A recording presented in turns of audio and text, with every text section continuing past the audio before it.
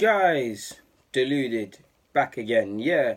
Premier League. We waited for it. We had a great World Cup. We waited for the Premier League and it's back in full effect. I mean, what? We're in September. We might as well say we're 2 months into the season or just over a month and into the second one. No need to be technical, but the season is well underway. And for me, I feel like too many conclusions are being drawn. What's the date? What's specifically the date?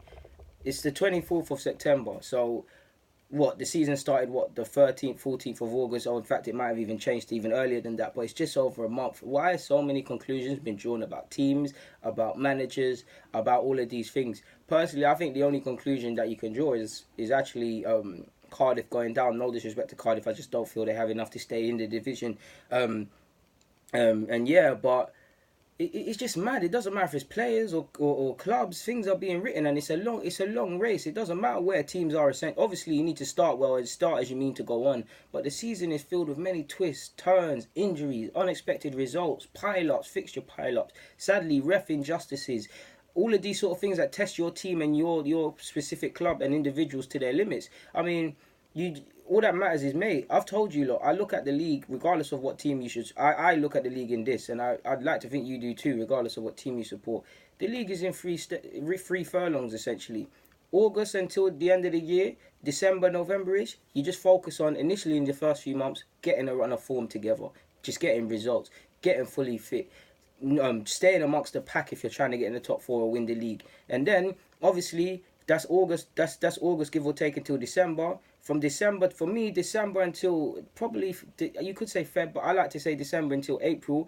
That is where you try and pick up your form and you make sure your season is going to end how it is. And then if you've done everything, April time comes now. You've got a straight shootout from April to the end of May. It's squeaky bum time. You don't change up the lineups too tough. You make sure you just win games. It's not about being beautiful and being pretty. It's just about getting 3 points or winning further stages of cup competitions if that's what your club's on. So I can't understand how so many conclusions are drawn. First is Harry Kane. I don't have a clue how many goals he has this year, but he can't have too many. But I did, when he was playing against Brighton, the commentator said something after he scored which really caught my thinking. Kane always starts off. We know Kane started the season in August. It's well commented that he don't really start well. But in regards to the Premier League, he actually is only 2 off what he the commentator either said he's either 2 off the goals wise what he had at this stage last year, or he's 2 in front. So I can't remember what he exactly said, but if he's either one of them things, are people really then exaggerating about Harry Kane and going over the top? Because we've heard every excuse from he's not been fit, he's not firing, he's tired and fatigued, loss of form, Spurs as a whole ain't clicking. We've heard everything in regards to him. So yeah, it's excited. Obviously, you can make a case for him being tired and being out of form, because even if we look at the World Cup, regardless of what you say, he got the Golden Boot, the top goal scorer at the World Cup. That is a fantastic achievement that his grandkids will tell their offsprings that their granddad had that. He's living the boy's dream. I mean, what young guy didn't wake up when they were younger and want to win these sort of competitions if he was a striker as well? So yeah, he done his thing there. But if I look beneath the hood, the goals were dead goals against teams that you'd be expecting to stat pad against, penalties and stuff. Not really making a difference in any of the games, if I remember rightly, and I'm sure I am. Latter stages, flattered to deceive, didn't do a damn thing. And maybe that's been a continuation. Personally, I feel if anything, he's probably more mental fatigue than he is physically, because of being Harry Kane. He's carrying Spurs in England on his shoulders all the damn time, so he probably needs a rest. And even if we look at Spurs in general, people are saying they're in crisis, they're in that, they're in this, that, and the third. They might be, with the stadium, with the injuries, with the lack of investment, but it's way too early to tell that. They go and win 5 games now. What does anyone say? The same can be said about United. Now, for me, I feel it for Old Trafford fans, and I actually want to make a video about this. Dropping points against silly sides. Manager, for whatever reason, it's not really him this week, but you know the circus that follows Jose Mourinho. The clouds over players, regardless, with the Pogbas and stuff, dropping points, not really playing anywhere near attacking football that they needed to kind of improve of last year. But if they start, people are saying they're not going to get top 4 and etc. Hopefully, because it means Arsenal might. But if they start winning games, what is said then? Alexis Sanchez, he's not informed. I mean, 2018, Monreal's got more goals than him. This season, Smalling, Welbs have more goals than him. And people are saying he's declined. I personally feel he's declined, natural decline, because he's 29, 30 years of age. He's not exactly 24 anymore. He's not going to have certain springs in his step, and he clearly is going to need to alter how he likes to play. He's clearly evolved. The way he played at Arsenal is not the same way as he played at Barcelona.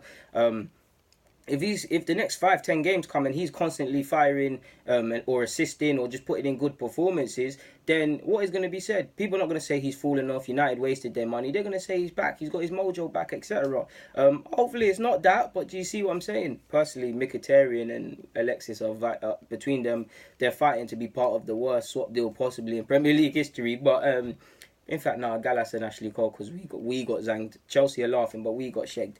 So yeah, even you're seeing with Chelsea can't do anything wrong, neither can Liverpool. Conclusions are being drawn too much. I mean, Liverpool should have, and Chelsea should have every right, but the league's not won in September.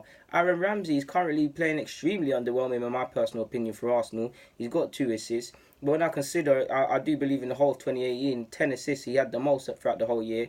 If he goes on fire, maybe people start changing their logic of me, myself included, let's get rid of him, let's sell him we need to tie him down. We know he's playing out of position, but you get the point. If we go on just off this current 24th of September alone, Arsenal, United, not Arsenal, Spurs and United are in crisis. Arsenal are in crisis, have always been in crisis from the end of the start of the year, as the media says, but we're winning games. Liverpool, Chelsea are amazing, and to be honest, City aren't really being spoken about enough.